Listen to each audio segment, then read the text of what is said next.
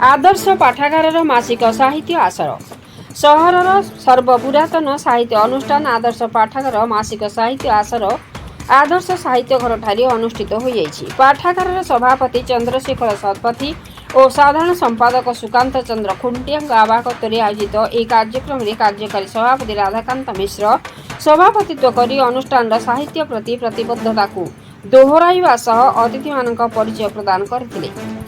उपसभापति डॉक्टर सनातन प्रधान स्वागत भाषण और कार्यक्रम तथा आलोच्य विषय संपर्क में सम्यक सूचना देते। विषय विशेषज्ञ भाव साहित्यिक विजयिनी जेना आलोच्य विषय सन्थ कवि भीम भोई दृष्टि और दर्शन अन्यतम आलोचक नरेन दास आलोच्य विषय ओडिसी परंपरा रे मर्दलर भूमिका एवं गुरु डॉक्टर बनमाली महाराणा अवदान संपर्क में आलोचना करथिले।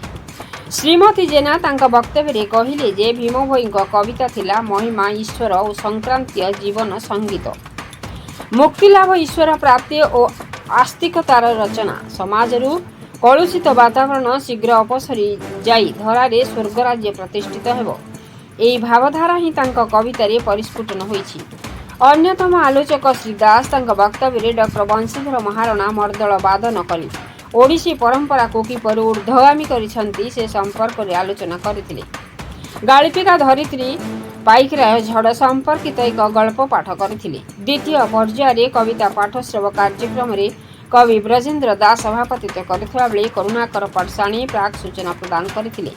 सोनाली महानंद दीपक कुमार साहू आरसी सेनापति संयोजन कवि सर्वश्री कुंज बिहारी राउत तारिणी चरण साहू प्रताप कुमार पंडा ललिता बेहेरा अशोक कुमार पट्टनायक रश्मि साहू सविता बस्तिया सुमित्रा मिश्र श्रेयसी साहू अलका रश्मि महांती अनुराधा दास सुकांत कुमार नायक सुशांत कुमार नायक बलराम राउल ब्रजेन्द्र दास दीपक कुमार साहू इस्ताक आलम त्रिलोचन स्वाई प्रमुख स्वरचित कविता पाठ करथिले।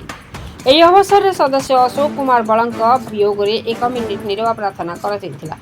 शेष में संपादक विजय कुमार पात्र धन्यवाद अर्पण करथिले। अन्यमानक मध्य सर्वश्री अभय कुमार दास जयश्री दास डॉक्टर शक्ति प्रसाद सामंतराय आटम रथ सुशांत पंडा श्रीतम महांती मनोज कुमार पंडा ब्रजबिहारी दास प्रलय शतपथी विश्वरंजन बारिक ध्रुवचरण लेंका डॉक्टर बसंत कुमार दास गंगाधर पुहाण टुकुला पाड़ी अक्षय सामल प्रदीप कुमार पंडा आशुतोष ज्योतिष सुशांत कुमार महांती प्रमुख उपस्थित थिले। राउरकेला कुंज बिहारी राउत रिपोर्ट मसीहा न्यूज।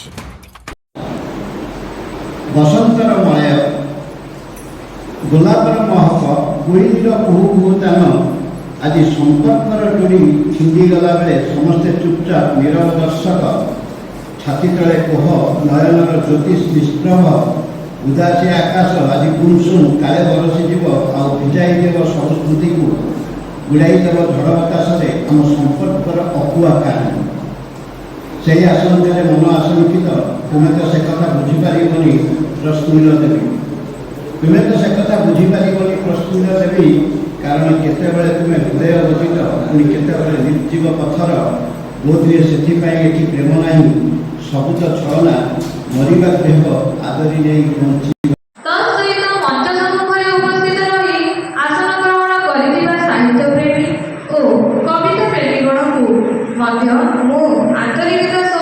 शुभेच्छा और अभिनंदन जनाऊँ। हृदय जागू भाषा वंदना भाषा अर्चना चाहे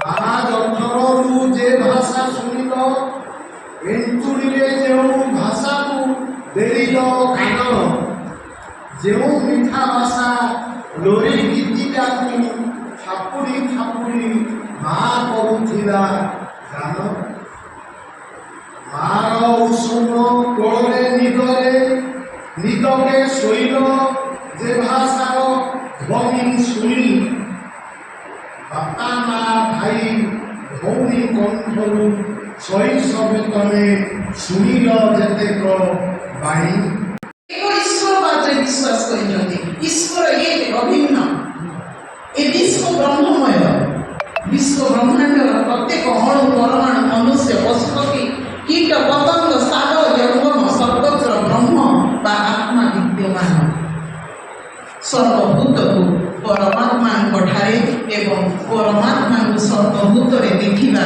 ଥିଲା ତାଙ୍କର ଦୀକ୍ଷା। ଏହି ଐକ୍ୟବଦ୍ଧକୁ ହୃଦୟଙ୍ଗମ କଲେ ମନୁଷ୍ୟର ଗର୍ବ ଅହଙ୍କାର ସବୁ ମିଳିଯିବ।